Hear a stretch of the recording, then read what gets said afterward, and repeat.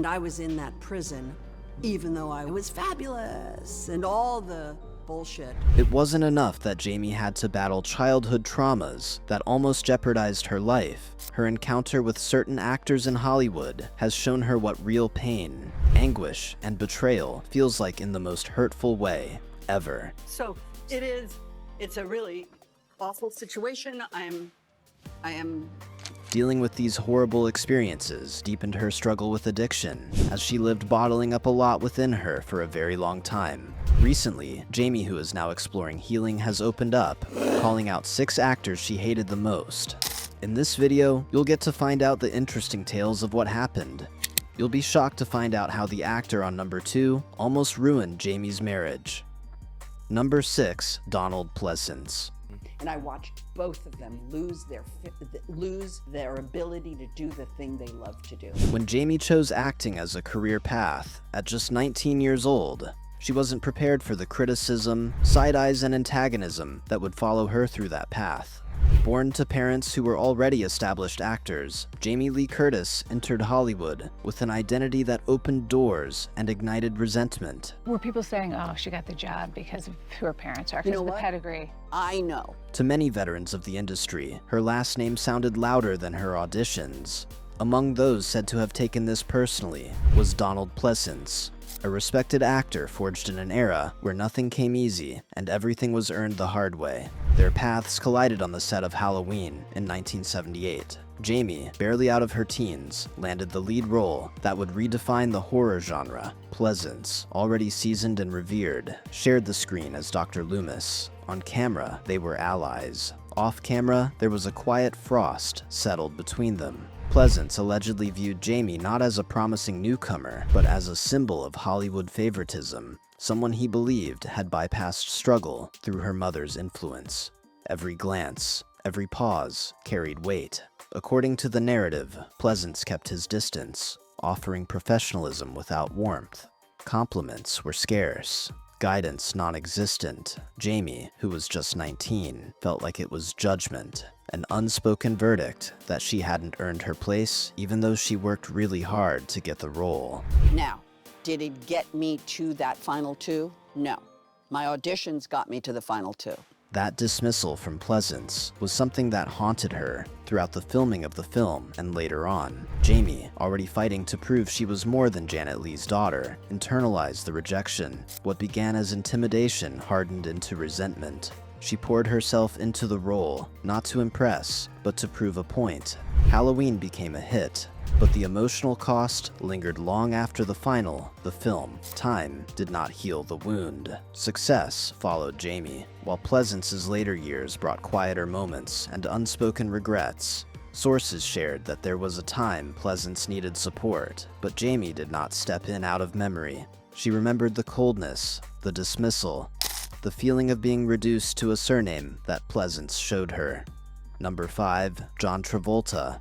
Jamie and John got casted for the 1985 film Perfect, and indeed, the film was a perfect collaboration that changed Jamie's life in the most regrettable way. 25 years old, Jamie played the role of Jesse Wilson, a confident aerobics instructor whose strength, beauty, and charisma dominated the screen and left viewers astonished. John Travolta, already an established actor at the time, reportedly carried an authority that extended far beyond his lines.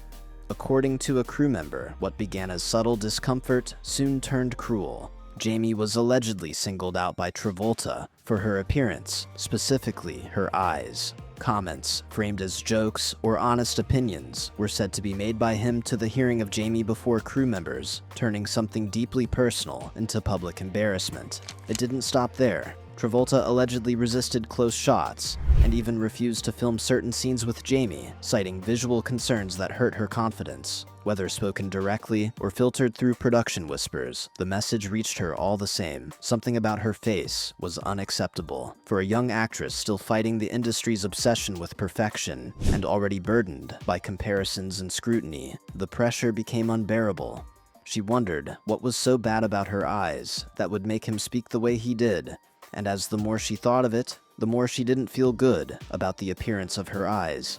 According to Jamie, that experience forced her to go for a cosmetic eye surgery. just to earn longevity, desirability, and peace on set. I ended up having some plastic surgery. And how did that go? Not well. That's just not what you want to do. Jaime ultimately underwent cosmetic eye surgery, a decision she regrets deeply till date. She shared how that decision altered her relationship with her own body and the bad consequences that came from the cosmetic surgery. The irony was that even after the surgery, no one really noticed any difference. Not her, not other people. The compliments she hoped for didn't come, and instead, her pain took a new turn. Travolta moved on untouched, while Jaime carried the consequences. Even decades later, the regret remains. Not just for the surgery itself, but for the moment Travolta messed with her confidence and beauty. Number 4, Julia Roberts. I had to find out, like, what's happening here? What does trauma really look like? In the 1980s, just like Jaime, who became popular for her exotic feminine roles, Julia Roberts was emerging as a force Hollywood could no longer ignore. 2 rising stars, 2 different energies, and one industry that rarely allowed women to succeed side by side without turning them into rivals. What followed was not an open feud, but something far more damaging. As Jaime continued to reinvent herself beyond the Scream Queen label, whispers allegedly began to circulate behind studio doors. The rumors were ugly and specific, that Jaime was seducing executives, trading intimacy for relevance, and clinging to power through influence rather than talent. According to Jaime, the most shocking part wasn't the rumors themselves, but their alleged source. She found out that Julia Roberts, who was auditioning for and landing similar high-profile roles, was said to have quietly fueled the gossip subtly through industry conversations, private circles, and carefully planted suggestions. In a business where perception could kill careers faster than failure, implication was enough. The rumor was selling false rumors about who she wasn't. It became obvious that Julia saw her as a competitor and was out to send her out of the industry. Idea that you have an idea of who I am, and I have a different idea of who I am. For Jaime, the damage was immediate and isolating. She was no longer just proving her talent, she was defending her character. And in Hollywood, defending yourself makes you look guiltier than staying silent. Julia had the fear of being outshined, fear of becoming an option, fear that there wasn't enough room for both of them to win. And we have a phrase, compare and despair. If you compare yourself to someone else, you will end in despair. Jaime had to struggle with debunking the rumors, which were almost everywhere, known to many people. She was simply playing another person for the sake of entertainment, yet a fellow actor deemed it fit to damage her reputation. Years later, the whispers faded, but the lesson stayed. Jaime survived, rebuilt, and eventually spoke openly about how Hollywood pits women against each other while rewarding the chaos it creates. But one thing she never did was let go of the hatred that Julia planted in her heart. Number 3, Nancy Lumis. That was the hardest thing I've ever done in my life. And it is a most human thing. After Jaime's cosmetic eye surgery, she gradually found herself deeply addicted to prescription painkillers and alcohol. What began as recovery quietly spiraled into dependence, and yet she couldn't share it. Revealing that she was addicted meant risking her career, and choosing to not reveal meant not seeking help. For years, she wanted to speak up and get freedom from that addiction, but she just couldn't. Even though Jaime was still smiling for cameras, she was privately unraveling, carrying shame that felt heavier than any role she had ever played. And I was in that prison, even though I was fabulous and all the bullshit. During that fragile period, Jaime reportedly leaned on someone she believed she could trust, Nancy Lumis. A familiar face from Halloween, Nancy was more than a colleague in Jaime's eyes. She was a confidant, someone who understood the pressures of sudden fame and the loneliness that followed it. Behind closed doors, Jaime allegedly opened up about her addiction, her fear of being exposed, and her determination to face it on her own terms when she was ready. What Jaime did not expect, according to this narrative, was betrayal. Before Jaime could reclaim her story, whispers began to surface. What was once private knowledge reportedly found its way into industry circles, then into the press. The details were too specific to be coincidence. In this dramatized account, the realization hit Jaime hard. The person she trusted had spoken when silence was promised. The exposure was premature and brutal. Jaime was not ready to be defined by addiction, not ready to explain herself to a world that thrived on scandal. Big, shocking realization that Nancy, whether seeking relevance, validation, or absolution, had crossed an irreversible line by turning her vulnerability into currency. She was forced into survival mode, managing public perception while privately confronting the very thing she had hoped to heal from quietly.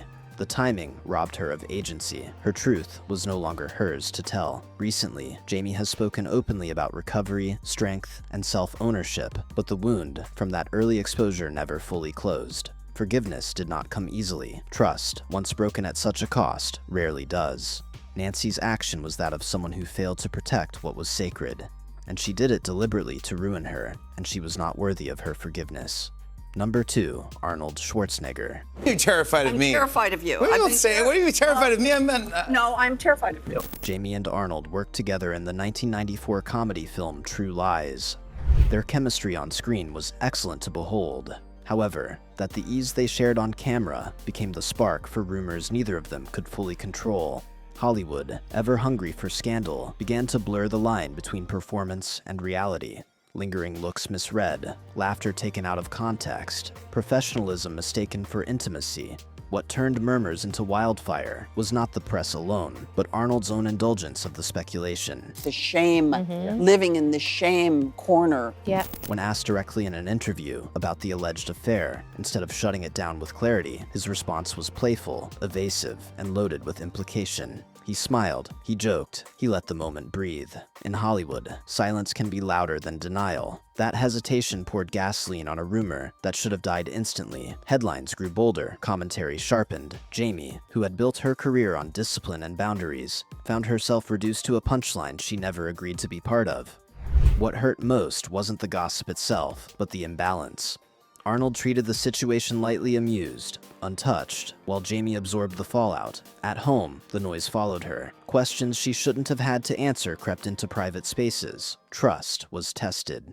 Children overheard things they were never meant to hear. A marriage, once shielded from Hollywood's worst instincts, felt suddenly exposed to them. Jaime revealed that the whole thing really got her furious, not because of attraction or temptation, but because of carelessness. She had done nothing wrong, yet paid the price for someone else's refusal to be responsible with the truth. The rumor didn't need to be true to cause damage. It only needed to be entertained. What lingered long after the film wrapped was a quiet resentment. Jaime learned, once again, how easily a woman's reputation could be placed in jeopardy by implication alone, especially when power and charm protected the other side. Number 1, Ryan Murphy. We all have had so many disappointments, so many opportunities that then break your heart. No disappointment hurt Jaime like the one tied to Ryan Murphy. By the time their paths aligned, Jamie Lee Curtis was no longer just an actress. She was a trusted name, a stabilizing force in an industry built on volatility. According to her, Ryan approached her with the vision of a bold, multi-million-dollar creative deal. It wasn't just another collaboration, it was a promise, a future built on mutual respect, long-term commitment, and shared ambition. Jaime didn't treat it lightly. She put her reputation on the line. She spoke to people who trusted her judgment, investors, partners, executives, convincing them that Ryan was worth betting on. She sold the vision with conviction, believing she was standing on solid ground. But just when she had set the ball rolling, Ryan went silent. What was once constant communication reportedly slowed to delays, excuses, and vague reassurances. Meetings were postponed, commitments softened, and eventually, the promise that had been so confidently sold began to unravel. In this dramatized account, Ryan pulled away with quiet retreat, leaving the deal suspended in uncertainty. She had vouched for him. She had persuaded others to invest based on trust, not hype. When the deal collapsed, she was left managing not just disappointment, but embarrassment, forced to answer questions she never anticipated, smoothing over doubts that should never have existed. Her credibility, something she had guarded fiercely for decades, suddenly felt exposed. Jaime felt stupid about the whole thing. The disappointment hardened into hatred, and like that, Ryan became part of her 6 most hated actors. What are your thoughts? Let's know in the comment section. Subscribe to this channel for more videos like this, like and share.